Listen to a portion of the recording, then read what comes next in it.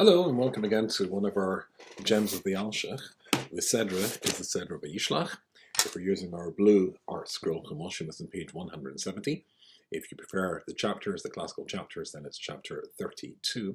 And it starts off on verse Daled, verse 4, which means it's a continuation of what happened in the previous Sedra. And so the theme is actually running through two Sedras, two Parshas, and it's the very dramatic confrontation or reunion, if that would be the right word, between Yaakov and his estranged or fractured relationship with his brother Esau. And it says the following thing: Vayishlach Yaakov malachim lefonav, and Yaakov sends emissaries before him El Achiv, to Esau his brother.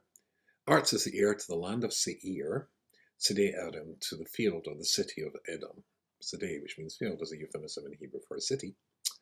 Yitzhak Limor, and this is what we got to say to him, he says, this is what we got to say to my master, to Esau, Yaakov, your servant Yaakov, says the following thing: in Lovan Garti, the Echaradata, I've been staying with my father-in-law Lovan, and I have been there till now. And then he goes on to say, I've gained, I'm financially successful property, which he actually sends to Esau as a peace offering, very much a peace offering. That's the interesting thing.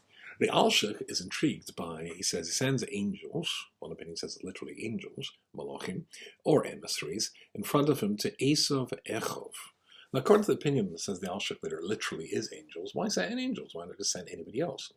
And the answer is very simply because he's been gone for a long time. He's been gone for basically 2 decades.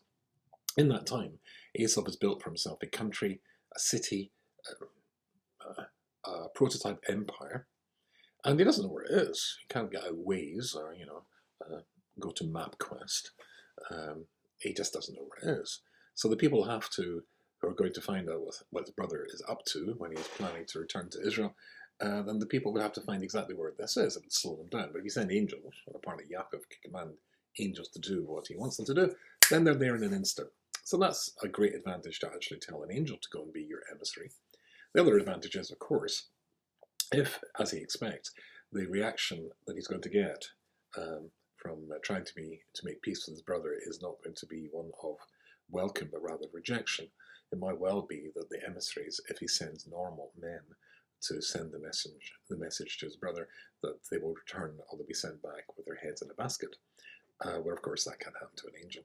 And also, time doesn't matter. You don't have to wait. The angel's there in a second, and they're back in a second. So it's a much better plan if you can tell an angel what to do, to tell angels what to do. So that's why he does that. But another thing, and the Alshich says something very important here, he sends them to the land of Seir and to the city of Edom. Now, when I was growing up in Scotland, in Glasgow in Scotland many years ago, we had to learn in elementary school the works of Scotland's national poet, somebody called Robert Burns, or Rabbi Burns, as they say in Scottish. And Robert Burns wrote a poem called Tam O'Shanter, which was a comedic poem. And it's about a fellow, a Scots workman called Tam O'Shanter. And he comes home drunk from the pub where he goes after his work every day. And he writes there that he's miscalculating by going to the pub and getting drunk because he's got to go home to face his wife. And he says it in Scots about the welcome that he's likely to receive from his wife. So he says, he forgets about the wife waiting there, where sits our sulky, sullen dame, that's English, that's okay, gathering her brows like a gathering storm, nursing her wrath to keep it warm. And that phrase always stuck in my mind, nursing her wrath to keep it warm. In order to keep a hatred going, you have to nurse it. Because human nature means that we generally forget offences, and even if it was very bad, but over time, then it is generally, unless it's something tremendously dramatic, it's something that the anger is diminished and healed by time. Unless you keep that pain going, that anger going. And here, there's much evidence that that's exactly what happened. Because it says there that he sends these messengers to the land that he's heard his brother has created. The country is called Seir. And the city is called Edom. The Seir, what does Seir mean? It means hair. And he called his land hair, a word which means hair.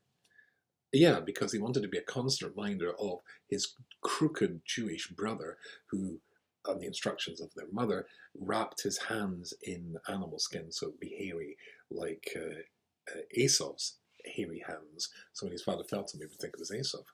And he called his city Edom red. And that would be a constant reminder of the fact that that dirty Jew brother of mine stole my birthright for that red soup, which of course ignoring the fact that he actually volunteered to sell his birthright. But it's a constant reminder, two constant reminders of his hatred and the offence that in his mind his brother is guilty. So he's not going to allow his anger, his hatred to diminish one iota. When, and this is for a different topic, you'll see it in the Wednesday night Chaburas, which I publish here as well, so you can see it. I'm going to Israel for a 2-week break, so we won't be restarting for about a month. But I'm actually going to tackle this whole topic.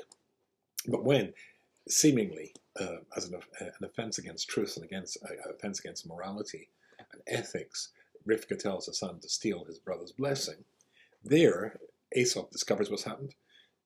That's the basis of this hatred. And he says to his father, "Have you got no blessing left for me, father?" Famously, going back in time to the Seder of Toldus, which we've already covered, it says, okay, I've got a blessing for you as well. And he says, Mishmani ha'oretz yeh from the fat places, that doesn't mean fat as in gross, but fat as in rich, in the richest places of the world, that will be your dwelling place.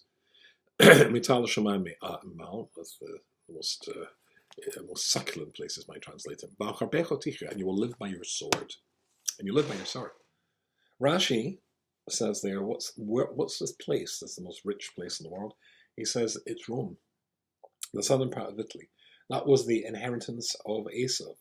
Maybe the inheritance literally, in other words, that his descendants actually became the Romans, but certainly philosophically, the ethos of Rome, the philosophy of Rome, living by the sword, the Roman legions, and watching people, gladiators, fight to the death and chop each other to pieces, that was very much the ethos of Rome.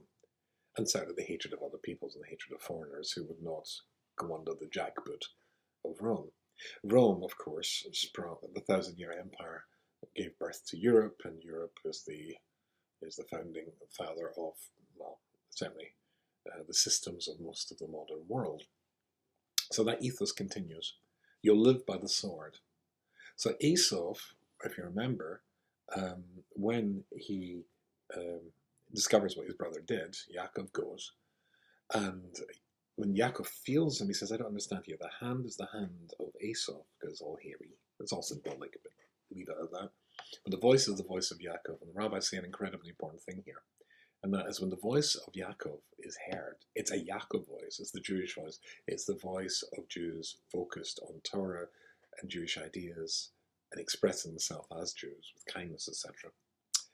Then the hand of Esau, the hand that grasps the sword, can't dominate. But when the voice of Yaakov is not heard, and when Jews, as it were, fail in their spiritual mission, and then the physical mission of Esau can dominate. And Rome, Esau himself, Edom, who hates Yaakov, his brother, with an everlasting hate. His inheritors who hate Yaakov with an everlasting hate. Europe, and then through that to the rest of the world. Then they can dominate. So this idea of Esau's son is Yaakov, that the enmity of the world towards the Jewish people is an ongoing thing until the Messianic times, and is only obviated, is only kept under control when the voice is the voice of Yaakov, learning Torah, which every week with the Gems of the Alshich, at least for a little bit, we do together. So an important thought here. He called his land the land of Seir to remind him, to keep his anger burning. And he called the city Edom to remind him of his hatred of his brother, nursing his wrath to keep it warm and keep the voice of Yaakov going. I wish you all a very good Shabbos.